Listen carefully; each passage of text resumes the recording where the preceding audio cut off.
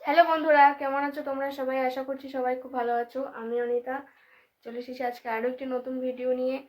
তো আজকে হলো মহাশিবরাত্রি, তোমাদের সবাইকে শিবরাত্রির অনেক শুভেচ্ছা। আর আমার দেখো স্নান হয়ে গেছে, আর এখন বাজে 11:30 বাজে এখন। আমারও স্নান হয়ে গেছে, আর দেখো মেয়েরও স্নান হয়ে গেছে, এরকম। আর আমি ওকে চুলটা আঁচড়ে দেওয়ার জন্য চিমনিটা নিয়েছি, আমি চুলটা আঁচড়ে দিই। ঠিক আছে, ও আমাকে আঁচড়াতে দেবে না, ও নিজেই আঁচড়াবে। আর এই দেখো আমি আঁচড়ে দেওয়ার পরে চুলটার অবস্থা কি করেছে। এই যে এখন আমার ডগিকে আঁচড়ে দিচ্ছ। তুমি ডগিকে চুল আঁচড়ে দিচ্ছ? হ্যাঁ, ডগির চুল আঁচড়ে দিচ্ছ। আর ঘর পরিষ্কার করেছিলাম, সেই ঘরের অবস্থা দেখো কি করেছে, বিছানা।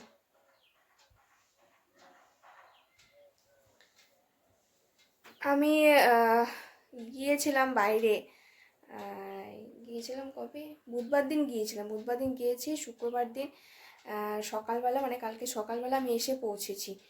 তো কালকে তো আর কোনো ভিডিও টিডিও করা হয়নি কিছু। আর আগে যে যাওয়ার যে ভিডিওটা করছিলাম সেটাকেও পোস্ট করা হয়নি, এডিট করা হয়নি। আর কালকে কি হয়েছে, কালকে তো আমি সকালবেলা ফিরেছি, কালকে রাত্রিবেলা 9টা বাজে, তখন ওকে আমি, ও ছোলা খাচ্ছিল, শুকনো ছোলা থাকে না, সেই ছোলাও খাই, সেই ছোলা আমি ওকে খেতে দিয়েছিলাম।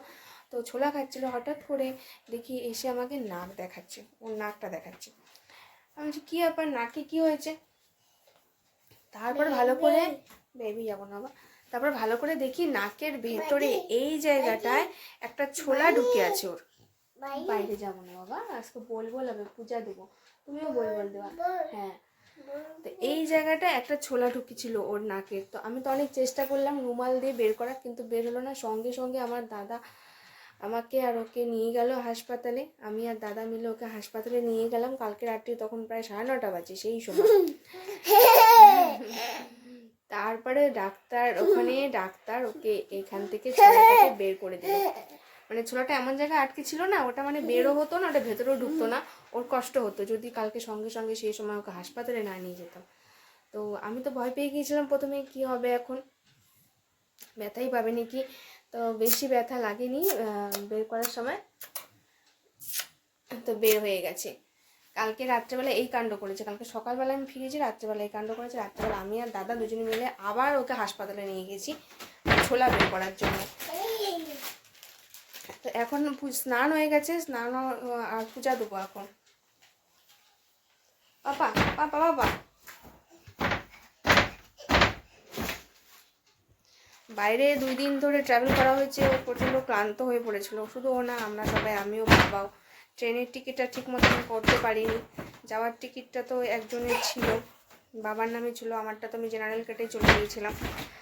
বাবার সিনিয়র সিটিজেনের একটা টিকিট পেয়েছিলাম, তো ওটাতেই আমি বাবা বসে বসে গেছি, আর হচ্ছে ঘুমিয়ে গেছিলো যাওয়ার সময়। আসার সময়টা তৎকালে কেটেছিলাম, তো সেটা আমি পেয়ে গিয়েছিলাম। তো আসার সময় অতটা অসুবিধা হয়নি, কিন্তু সারাদিন ওর খুব অসুবিধা হয়েছে ওখানে এই ঘোরাঘুরিতে। খাওয়াটা ঠিক মতো হয়নি, একে তো শরীরটা ভালো নেই, খাচ্ছিল না ঠিক মতন, তার মধ্যে খাওয়াটা ঠিক মতো হয়নি। আর প্রায় সারাদিনে 1 ফোঁটাও ঘুমায়নি, ভোরবেলার থেকে মানে মাঝরাতে থেকে সারাদিন 1 ফোঁটা ঘুমায়নি। ফেরার সময় রাত্রি 1টার সময় ট্রেন ছিল, ট্রেন যখন আসবে সেই সময়ও ঘুমিয়ে পড়েছিল। রাত্রে 8টার সময় ট্রেনটা যখন ঢুকবে প্ল্যাটফর্মে, সেই সময়ও ঘুমিয়ে পড়েছিল। তার আগ পর্যন্ত সমানেই খেলেছে প্ল্যাটফর্মের মধ্যে, স্টেশনে। তো পূজাটা সেরে নিই আগে, তারপর আবার তোমাদের সাথে কথা বলবো। তো আজকে তো শিবরাত্রি, আর আমার পূজা হয়ে গেছে এখন, এই যে পূজা দেওয়া কমপ্লিট আমার।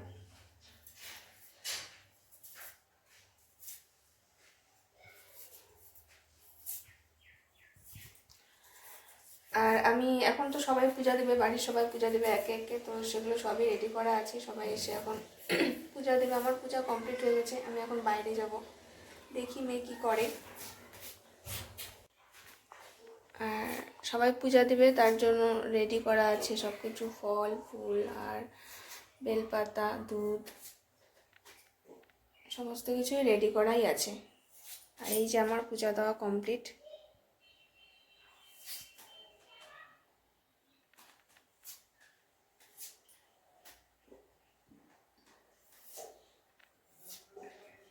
মেয়েও এতক্ষণ ঠাকুর ঘরেই ছিল, পূজার ঘরেই ছিল, এখন ওর খেলার সাথে এসছে, এখন ওর সাথে খেলতে গেছে।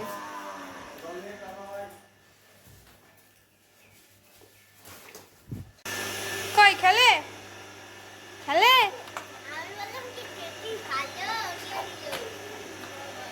টেডি ওর ফেভারিট। ওই দেখ পুজো দিছিস অন্বেষা?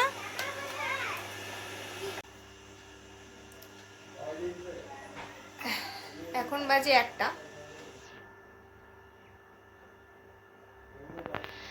বাজে। এখনই আমার পূজা কমপ্লিট হলো, পূজা সেরে ফেললাম এখনই আমি পূজা দিলাম, পূজা দিয়ে এখনই ঘরে আসলাম। তো আজকে এই যে ব্লগটা করছি এটা একটু পরে আমি পোস্ট করবো, কারণ কদিন থেকে কোনো ব্লগ দেওয়া হয় না। আর আমি হচ্ছে বাইরে গিয়েছিলাম কিসের জন্য সেটা আমি বলছি তোমাদেরকে এখন। সেটা হচ্ছে আমি ভাবছি বাড়িতে বসে কিছু একটা করার চেষ্টা করছি, কারণ অনন্যা এখন ছোটো আর আমার এখনও জব হয়নি।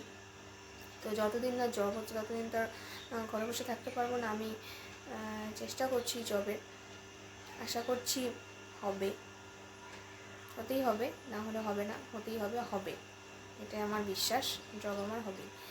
তো যতদিন না পর্যন্ত জব হচ্ছে ততদিন বাড়িতে বসে কিছু একটা করার চেষ্টা করছি। তার জন্যই আমি একটু বাইরে গিয়েছিলাম যে কিছু জামা কাপড় নিয়ে এসে বাড়ির থেকে যদি সেল করতে পারি লাইভের মাধ্যমে। তো আজকে শিবরাত্রির দিন আজকে ভাবছি যে প্রথম লাইভটা করব। আমার যে জামা কাপড়ের নিয়ে এসেছি সেগুলোর প্রথম লাইভটা আজকেই করব। তো দেখি এটা কেমন রেসপন্স আসে, আশা করছি ভালো হবে এবং এগিয়ে যাব এটা নিয়ে, অন্ততপক্ষে যতদিন না পর্যন্ত কোনো জব হচ্ছে এটা নিয়েই কাজ করতে থাকি। আর এমনি তাছাড়া আমি বাড়িতে টিউশনসও শুরু করেছি। এবার আমি তো আগে এখানে টিউশনস করতাম, কিন্তু মাঝখানে 3টা বছর গ্যাপ পড়ে গেছে। তো আবার একটু শুরু করতে একটু সমস্যা হচ্ছে। তো সব কিছুই যে কোনো জিনিসই নতুন করে শুরু করতে প্রথমে একটু বাধাই পেতে হয়, তো সেই বাধাগুলোরই সম্মুখীন হতে হচ্ছে আমাকে, কিন্তু আশা করছি যে আমি এগিয়ে যেতে পারবো। তো এইটা দিয়ে আমি এখন শুরু করছি বাড়িতে জামা কাপড় তুলে সেগুলোকে বাড়ি থেকেই সেল করার। এতে করে আমি মেয়েকেও সময় দিতে পারবো, নিজেকেও সময় দিতে পারবো এবং জবেরও চেষ্টা করতে পারবো, সব কিছুই হবে। তো এর জন্য আমি বাইরে গিয়েছিলাম। তো আজকে শিবরাত্রির দিন, আজকে আমি প্রথম আমার জামা কাপড়ের লাইভ নিয়ে আসবো। তোমরা সবাই আমার পাশে থেকো। আর কি বলবো, আপাতত আজকের ভিডিওটা আমি এখানেই শেষ করছি। ভিডিওটা আমি একটু পরেই আপলোড করব। তো দেখা হচ্ছে তোমাদের সাথে পরের ভিডিওতে, ততক্ষণ পর্যন্ত টাটা।